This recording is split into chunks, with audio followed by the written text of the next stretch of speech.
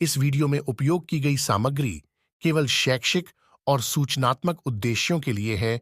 उपयोग की गई छवियों, संगीत, क्लिप और अन्य सामग्रियों के सभी अधिकार उनके संबंधित स्वामियों के हैं। मैं उपयोग की गई किसी भी तृतीय पक्ष सामग्री पर स्वामित्व का दावा नहीं करता।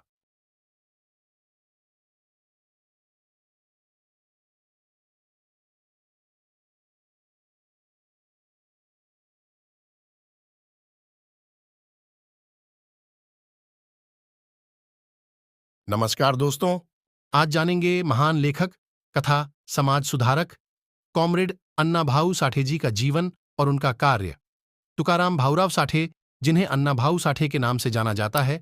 अन्नाभाऊ साठे का जन्म 1 अगस्त 1920 को सांगली जिले के वालवा तालुका के वाटे गांव में हुआ था। उनके पिता का नाम भाऊराव साठे और माता का नाम वालूबाई साठे था। साठे जी स्कूल नहीं गए। उन्होंने केवल 1.5 दिन स्कूल में पढ़ाई की और फिर उच्च जातियों द्वारा भेदभाव के कारण पढ़ाई छोड़ दी। उन्होंने 2 बार शादी की। उनकी पहली पत्नी कोंडाबाई साठे और दूसरी जयवंता साठे थीं। उनके कुल 3 बच्चे थे, मधुकर, शांता और शकुंतला। अन्नाभाऊ साठे एक मराठी समाज सुधारक, लोक कवि और लेखक थे। अन्नाभाऊ साठे का जन्म एक मांग हिंदू समुदाय में हुआ था। उनका लेखन सामाजिक और राजनीतिक सक्रियता पर आधारित था। अन्नाभाऊ साठे मार्क्सवादी आम्बेडकरवादी झुकाव के थे, जो शुरू में कम्युनिस्ट विचारधारा से प्रभावित थे।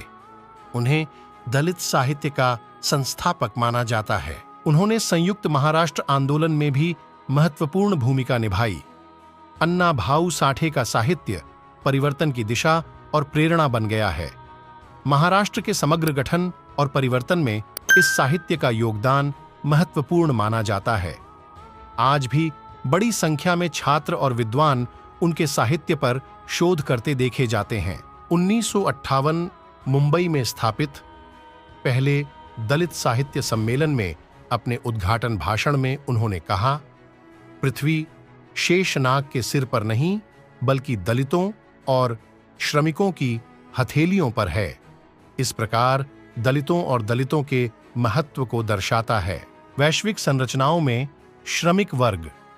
इस अवधि के अधिकांश दलित लेखकों के विपरीत साठे का काम मार्क्सवाद से प्रभावित था। उन्होंने कहा है, दलित लेखकों को वर्तमान सांसारिक और हिंदू उत्पीड़न से दलितों को मुक्त करने और उनकी रक्षा करने की जिम्मेदारी सौंपी गई है, क्योंकि लंबे समय से चली आ रही पारंपरिक मान्यताओं को तुरंत नष्ट नहीं किया जा सकता है। अन्नाभाऊ साठे की लेखन सामग्री। अन्नाभाऊ साठे ने मराठी भाषा में 35 उपन्यास लिखे। इनमें फकीरा 1959, जिला और अन्य शामिल हैं। 1961 में उन्हें राज्य सरकार का सर्वश्रेष्ठ उपन्यास पुरस्कार मिला। अन्नाभाऊ साठे के पास लघु कथाओं के 15 संग्रह हैं, जिनमें से बड़ी संख्या में कई भारतीय भाषाओं और 27 गैर भारतीय भाषाओं में अनुवाद किए गए हैं। उपन्यासों और लघु कथाओं के अलावा साठे ने नाटक, रूस में भ्रमंती, 12 पटकथाएं और मराठी पोवाड़ा शैली में 10 गीत लिखे। अन्नाभाऊ साठे के पोवाड़ा और लावणी जैसी लोक कथात्मक कथा शैलियों के उनके उपयोग ने उन्हें जनता के बीच लोकप्रिय बना दिया और उनके काम को कई समुदायों तक पहुंचाने में मदद की। डॉक्टर बाबा साहेब अम्बेडकर की ज्वलंत लेखनी को समर्पित फकीरा में अन्नाभाऊ साठे नायक फकीरा का चित्रण करते हैं, जिन्होंने अपने समुदाय को कुल भुखमरी से बचाने के लिए ग्रामीण रूढ़िवादी व्यवस्था और ब्रिटिश शासन के खिलाफ विद्रोह किया। नायक और उसके समुदाय को बाद में ब्रिटिश अधिकारियों द्वारा गिरफ्तार किया गया और प्रताड़ित किया गया और अंततः फकीरा को फांसी पर लटका दिया गया। मुंबई के शहरी परिवेश ने उनके लेखन को काफी प्रभावित किया। उन्होंने इसे एक डायस्टोपियन परिवार के रूप में चित्रित किया। अपने 2 गानों मुंबई छी लावणी और मुंबई छे गिरणी कामगार में उन्होंने मुंबई को अपमानजनक, शोषक, असमान और अन्यायपूर्ण बताया। महान लेखक अन्नाभाऊ साठे का महापरिनिर्वाण 18 जुलाई 1969 में हुआ था। हाल ही में ही रूस की राजधानी मॉस्को में अन्ना भाऊ साठे के पुतले का अनावरण किया गया। पुतले का अनावरण महाराष्ट्र के उप मुख्यमंत्री देवेंद्र फडणवीस ने किया। यह पुतला मॉस्को में Margarita Rudomino All Russia State Library for Foreign Literature के परिसर में लगाया गया है।